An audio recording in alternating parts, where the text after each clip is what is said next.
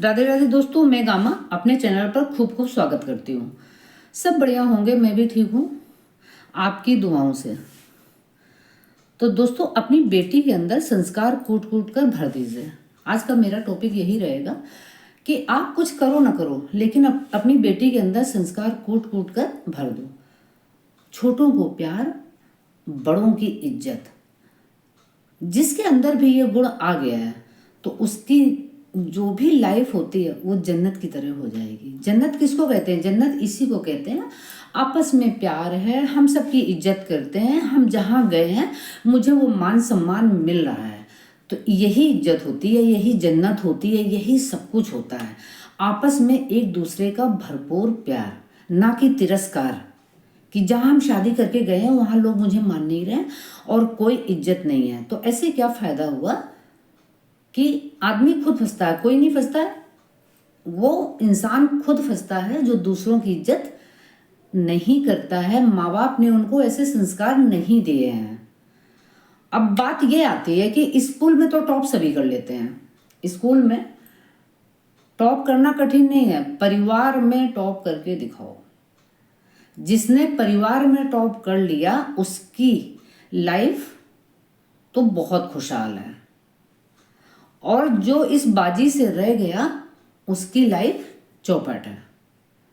तो माँ बाप को एक चीज हमेशा ध्यान देनी चाहिए कि पढ़ाई के साथ साथ उनका भी घर परिवार होता है। वो जहाँ जाएगी तो उसको भी एक घर परिवार ही मिलेगा। जितने लोगों को वो छोड़कर आ रही है वो लोग उसको वहाँ ससुराल में उसकी मिलेंगे, फिर वो उनकी इज्जत क्यों नहीं करती है? आपने उनको सिखाया होगा कि माँ बाप छोड़ते हैं तो ससुर मिलते हैं, भाई बहन छोड़ते हैं देवर ननद मिलते हैं, भरी पूरी एक फैमिली मिलती है।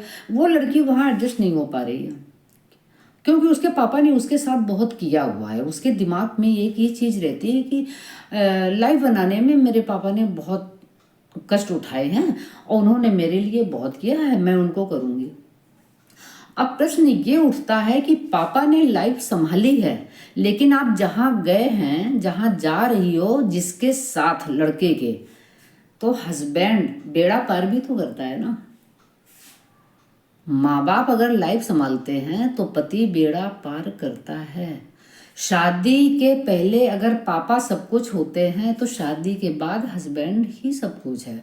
तो उसकी इज्जत अपने पिता की तरह करो ना। जैसे अपने पिताजी की इज्जत करती थी वही इज्जत अपने पति की करो। जो इज्जत अपने माँ बाप की कर रही थी, अपनी माँ की कर रही थी, वही अपनी सास की करो।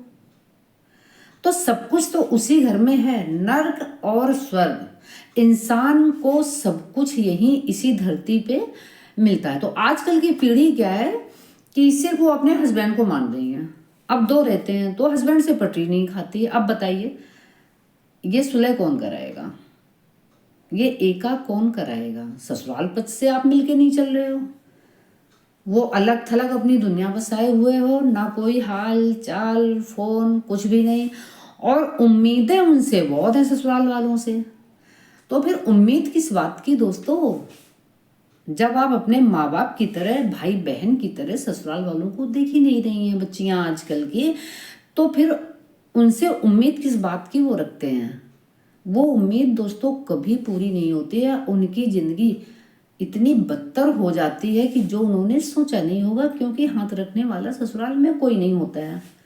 अब आप समझाइए, मायके में तो भरी पूरी फैमिली होती है, आप वहाँ खुशहाल लाइफ बिता के लड़कियां जाती हैं, लेकिन वो ससुराल वालों को कुछ नहीं मानती हैं। अब आप बताइए, वहाँ जाते ही क्या सब आपके हो जाएंगे? इसके लिए तो बहुत करना पड़ता है, सबका ध्यान रखना पड़ता है, इज्जत मायके से ज़्यादा करनी पड़ती है, तब वो जाके सब अपने होते हैं। और इसके लिए क्या होता है कि टाइम लगता है। एक दिन में तो कोई अपना होता नहीं है, इसके लिए बहुत साल लगते हैं, बहुत मेहनत लगती है, सबका दिल जीतना होता है। तो माएँ कुछ भी ना सिखाएं, अगर अपनी बेटी के अंदर ये सब बातें भरते हैं कूट कूट कर, तो उसकी लाइफ में कभी कोई दिक्कत नहीं आएगी दोस्तों, क्योंकि उसके साथ बहुत सारे लोग खड़े हैं और उसका व्यवहार अच्छा नहीं है, उसका बात चीज अच्छी नहीं है, किसी की इज्जत नहीं करती, तो कोई उसके साथ खड़ा नहीं होगा। अब ये आप बताइए, अकेले क्या ये लाइफ यहाँ पे जी लेंगी? नहीं जी पाएंगी। तो एक दिन क्या होता है कि सब अपने हाथ खड़े कर देते हैं, फिर वो शख्स अकेला रह जाता है और परेशान रहता है। वो घर छोड़ के अपने मायके की ओर बढ़ता है। तो ये होता है कि छोटी छोटी बातें होती हैं कि अगर आपने अपनी बेटी के अंदर सिखाई हैं, अच्छे संस्कार दिए हैं, तो ऐसी गलती वो जिंदगी में नहीं करेगी। एक परिवार छोड़ती है, उसको दूसरा परिवार मिलता है। उस परिवार से आशाएं तो बहुत हैं, लेकिन करना कोई लड़कियां नहीं चाहती हैं।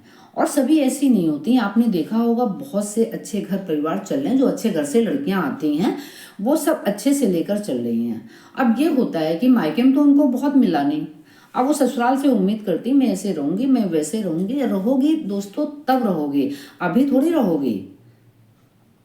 और लड़की को सुख मिलता है लड़के की कमाई से। हाँ, ये पॉइंट अब आया है। प्रश्न बहुत आते हैं कि आपने सब कुछ घर अच्छा देख लिया, लड़के पे ध्यान नहीं दिया कि उसकी सैलरी क्या है क्या नहीं है।